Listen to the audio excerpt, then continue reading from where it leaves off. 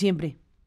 Gracias, Carmen. Muy buenos días. Pues sí, yo creo que has hecho un retrato muy claro de lo que representa. De manera muy modesta, podría yo agregar que el caso de Bernard Law, que muere recientemente, hace unos días, a los 86 años, recluido en el Vaticano, ha estado desde el 2002, ya no regresó a A Estados Boston. Unidos, frente a un rechazo social, mediático. Yo diría que este caso es el detonante, es como el epicentro por el cual se desencadena a nivel de Estados Unidos, pero a nivel mundial, el tema de la pedofilia clerical. Una cuestión muy delicada que había sido fundamentalmente acallada, silenciada por la Iglesia. Y el caso, efectivamente, de las denuncias vía filtraciones, investigaciones y testigos del caso de abusos sexuales a menores en la diócesis de Boston, pues detona en Estados Unidos y a nivel mundial a fines de los años 90, principios del 2000, pues una serie de denuncias bajo la era digital a nivel global, que se van a convertir en una de las grandes crisis planetarias de la Iglesia Católica, que pierde talante de autoridad moral, de guía espiritual y de desprestigio.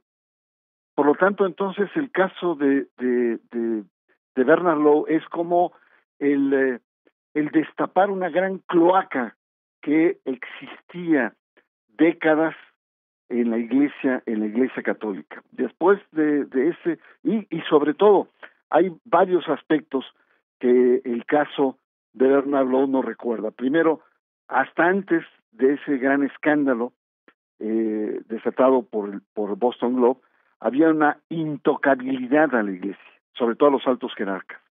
La denuncia de las víctimas era muy tenue, prácticamente no existía, y a partir de este caso hay una avalancha de denuncias en todo el mundo. Y también este caso lo que nos plantea es un modus operandi, como tú muy bien decías. Es la iglesia, la estructura, protege a los sacerdotes pedófilos, los silencia, los encubre, hay una protección institucional, los cambia de diócesis, hay presión a las víctimas, chantaje, ¿no? Es decir, hay todo un sistema de encubrimiento que el caso de Boston lo va a ir desnudando. Y es un fenómeno que también no es solo de Estados Unidos o de Boston, sino pues sale a Irlanda. Es un gran escándalo, incluso en Irlanda se va convirtiendo en un escándalo político. Australia estamos viviendo ahora como una gran vergüenza nacional, según las investigaciones que en este momento están en curso en Australia. Bélgica, Chile, Brasil, México, congregaciones enteras que son señaladas bajo esta sombra como los legionarios de Cristo. Es decir, se detona de fines de los años 90, inicios del año 2000, un conjunto de acusaciones que van a cimbrar la estructura de la Iglesia, al grado que el Papa, en una de sus últimas entrevistas, el Papa Benedicto XVI, señala que el problema más importante y más vergonzoso que le toca es precisamente estas denuncias internacionales sobre pederastia clerical, que sin duda golpean, se convierte en una crisis planetaria en la vida de la Iglesia. Y no solamente una crisis planetaria, sino también una fractura al interior de la Iglesia. Hay dos grandes bandos que se generan justamente a principios del siglo XXI, y uno de ellos es el encabezado por Angelo Sodano, la vieja guardia pretoriana del Papa Juan Pablo II, que plantea que es una conspiración todo esto frente a la Iglesia, son ataques orquestados desde afuera, es la masonería instalada en el Capitolio en Washington, son los judíos del New York Times que están constantemente acosando, y hay que cerrar filas, por lo tanto, y enfrentar y declarar una guerra frente a estos acosos. Y por otro lado, está el propio Ratzinger, después Benedicto XVI, que plantea reconocer la gravedad de los hechos, condenarlos e ir tomando medidas, quizá de manera muy tibia.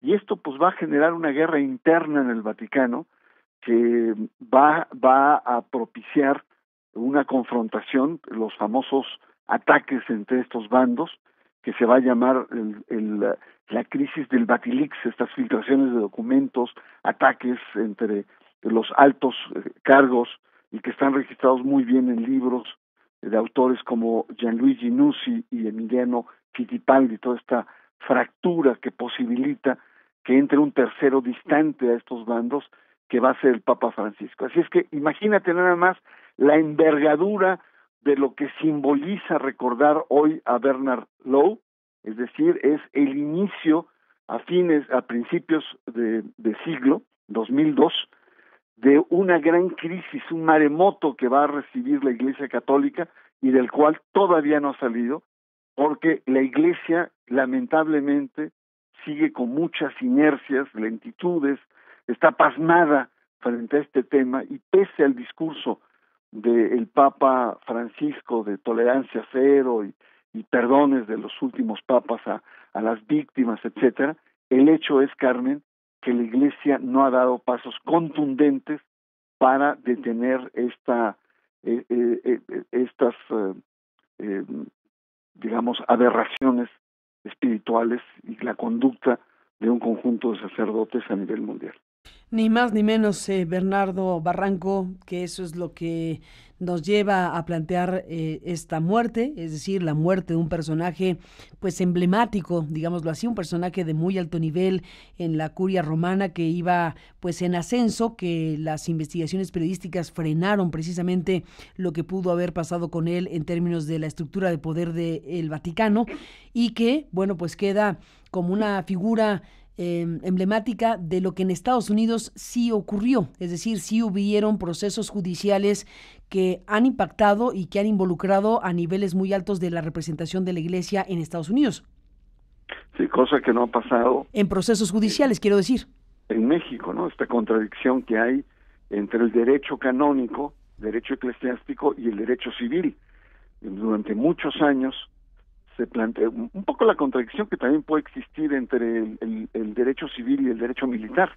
Es decir, primero tiene que pasar por los juicios canónicos y la máxima pena pues es la reducción laical y entonces sí queda a expensas de los derechos civiles. Y esto ya ha sido modificado de tal suerte que bueno, pues el caso actualmente de Norberto Rivera que está impugnando nuestro querido Alberto Atié, pues lleva precisamente a esa contradicción, ¿no? Es decir, que en el caso de que no haya dado cuenta a las autoridades civiles de aquellos sacerdotes que incurrieron en este tipo de fallas gravísimas y que solo las reportó al Vaticano, pues lo coloca en una condición de encubridor.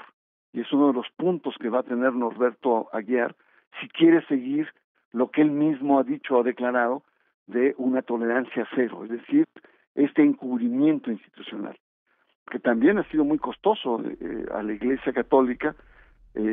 Simplemente en Boston hubo una erogación de más de $2,000 millones.